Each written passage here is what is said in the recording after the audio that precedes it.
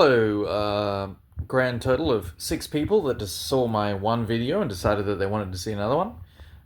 Pleasure to see you. It is Friday night. It's a hobby time. My cat is demanding to go outside. And so what I'm going to do is... I didn't really have a plan about what I was going to do up as the next video. Nothing was going to be as comprehensive as that, like, original molding and casting. So I'm going to present you with some hobby problems that I'm having currently, and we'll work our way through and think about solutions and how you can avoid these problems in the future. First things up is we're going to do some castings. So I'm casting in this little shed outside because I don't want to turn, my house into a bomb. And I bought a new resin that conveniently had a longer working time, did have a longer demold time, and was like set white, so I wasn't like adjusting colors all the time, and was 1:1. But you know what it was 1:1 by? 1:1 by weight, which is mildly irritating. So we're going to pour that, and I've worked it out to where about 20 grams is 3 models. So I'm going to put a mask on, pour that up, and then we'll turn on the Aldi brand hybrid compressor into the pressure pot.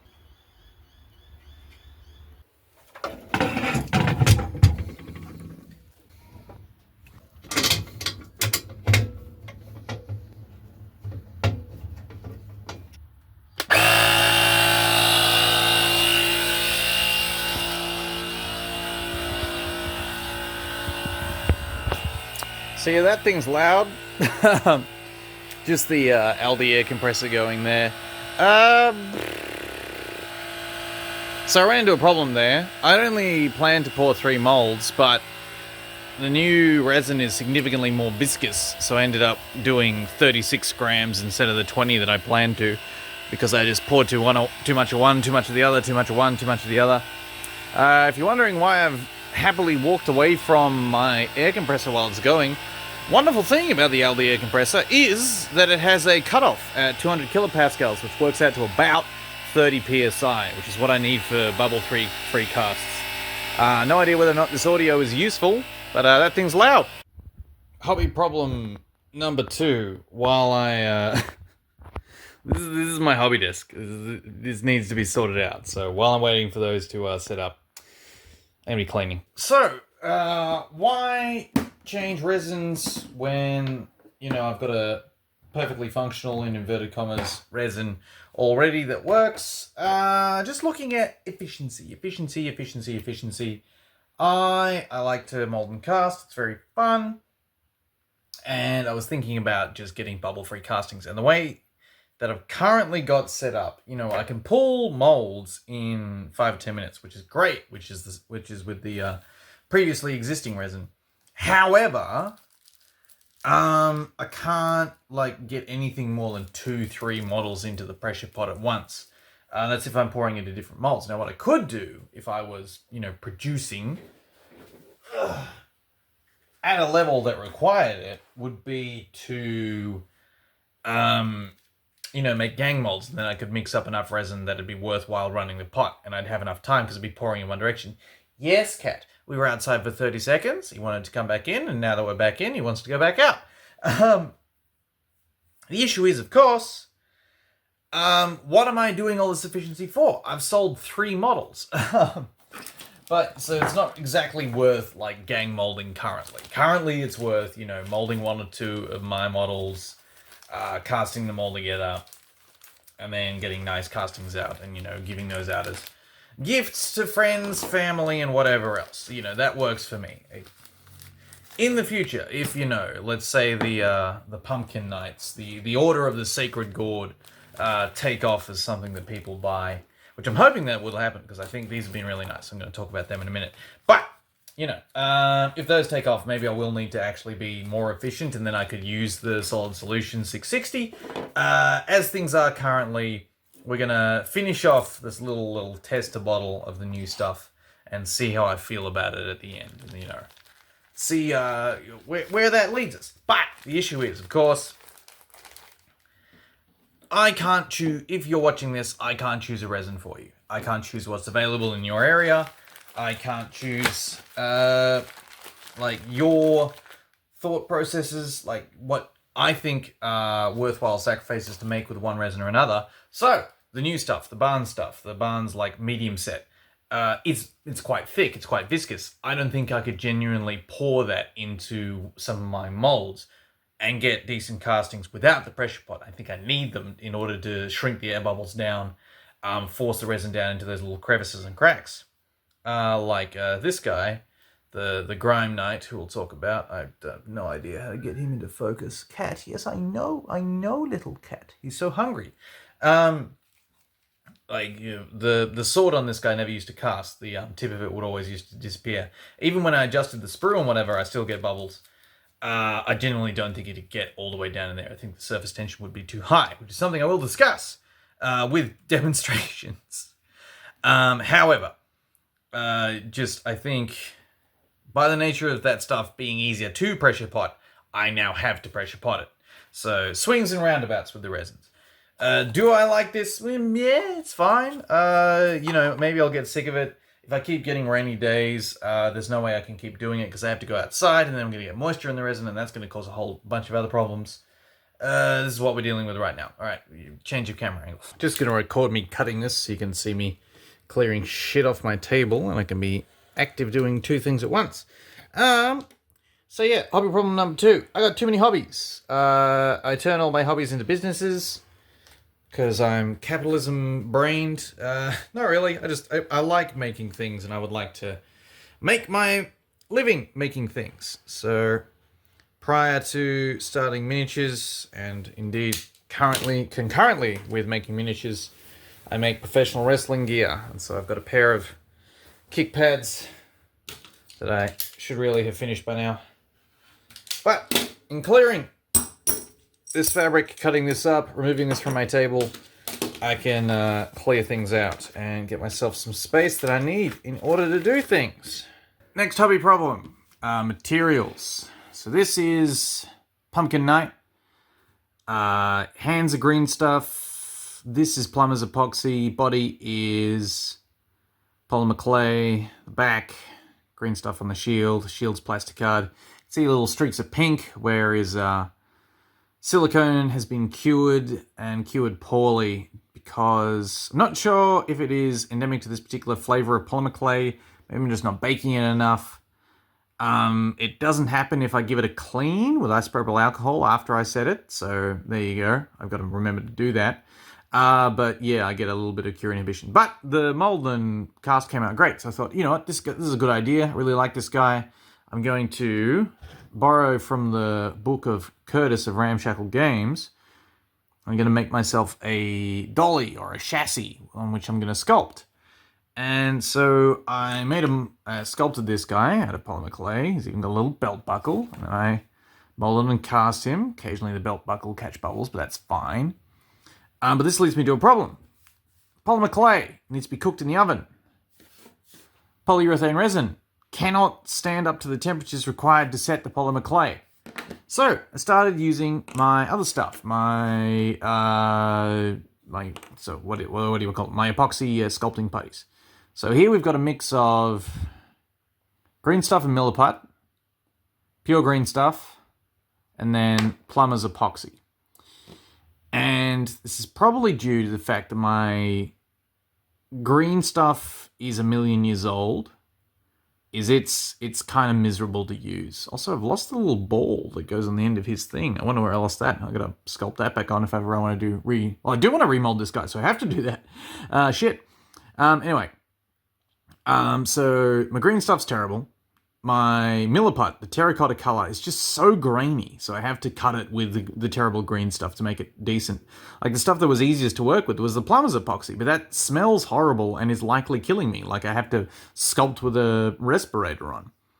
So I ran around, looking around the shops in in Sydney, where I am currently, and I found some Gale Force 9 grey stuff epoxy, and I'm very much enjoying sculpting with that at the moment. I find it takes detail pretty well, and we're working on that. You know, it doesn't look like a dog's breakfast when I'm done too, which is very pleasant. So we're solving those problems. Anyway, this caused another problem in itself, because this guy, I wasn't particularly happy with him as I was doing him, and then the moment I cast him, I'm like, oh wait, he looks incredible. Just shits all over the original, which is unfortunate. So now I need to go back and redo this guy in this style with epoxy resins over the top.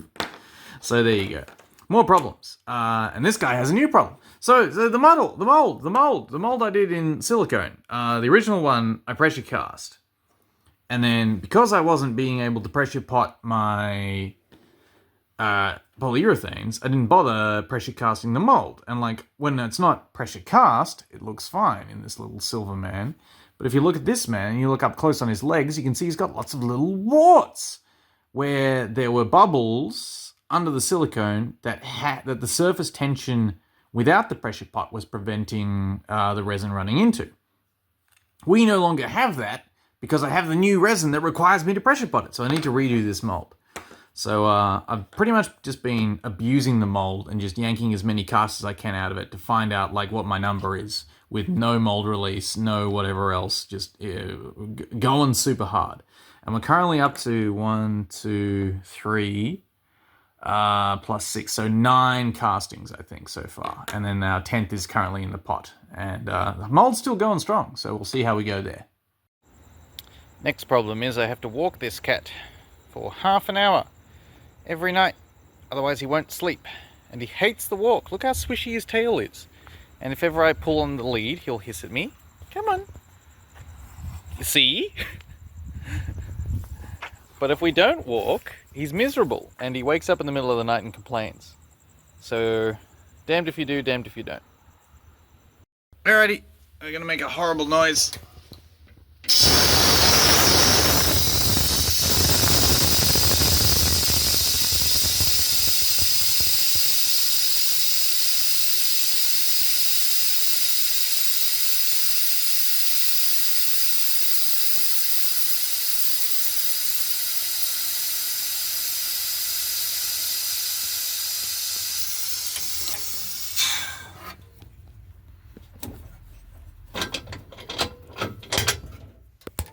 Let's see what we get.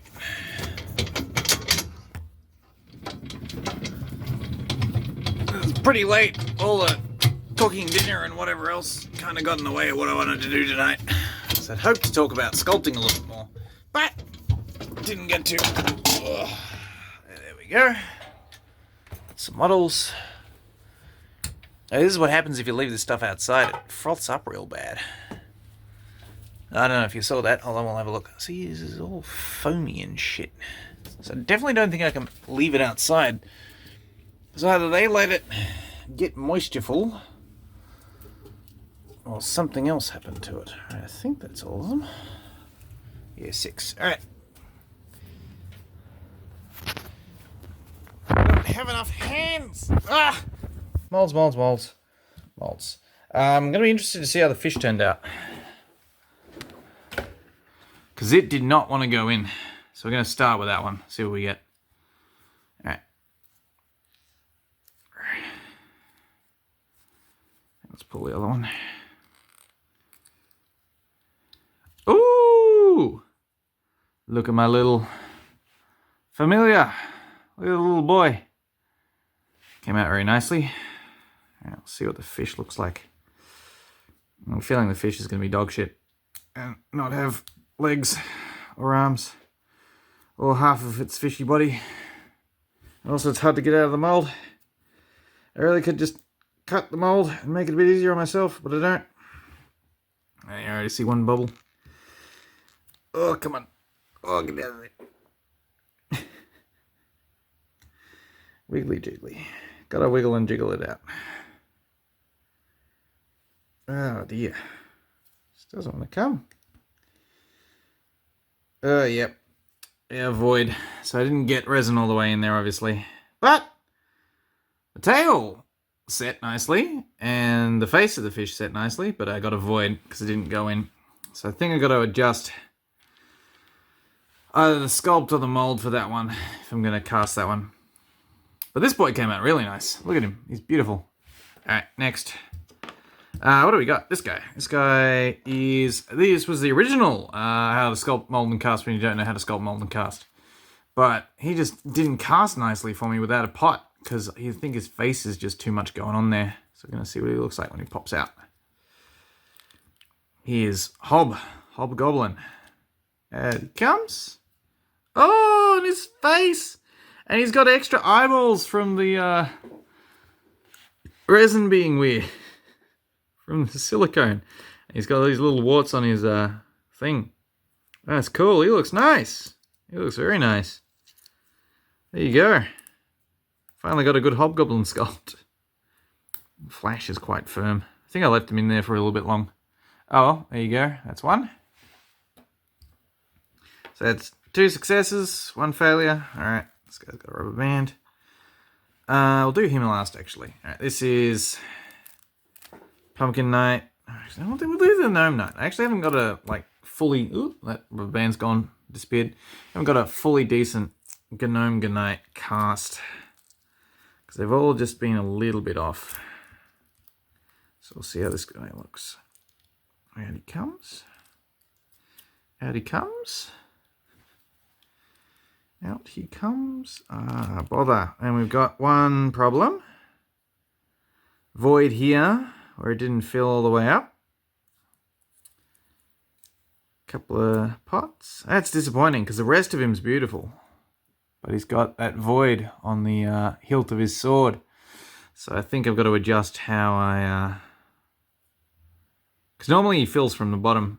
I think I've got to fill up halfway and then tease it a bit before I continue. Oh, that's pretty good. That's really irritating. I'll put some putty in there. Oh, well, that one's pretty good. I'll put some putty in and that'll be my new master, I think, for this one. Alright. This fella. Pumpkin Knight. This should be fine. If it's not, we've got a problem. And I was in a little bit of a hurry pouring things. It's very stuck on. I feel like this is destroying that mold, which we were discussing trying to do. There you come. Looks like mint. You can see all of his little warts from the pressure casting, but no voids anywhere. Got the opposite of voids. And you can see the thing that's fallen off the other one. There we go. He looks nice. You can join his pumpkin-y brethren. And final one, which we'll talk about, which is a problem that I solved, which was getting air into... So this same problem. This was an attempt to solve that problem, but it apparently hasn't. I think I need to vent it again. Anyway, so problem is... And also you can see the difference. There's too much. All right, well, we'll start again. So this is what it looks like when the mold isn't pressure molded. You can see the little warts on his legs, around the back particularly. Did I have imagine something, or did I see a void? No, we're all good. Yeah. Whereas this one was pressure cast. So we're going to crack him open. And this is the Grime Knight. Out he comes. So his mold was pressure cast. And you will see no warts. No warts on him.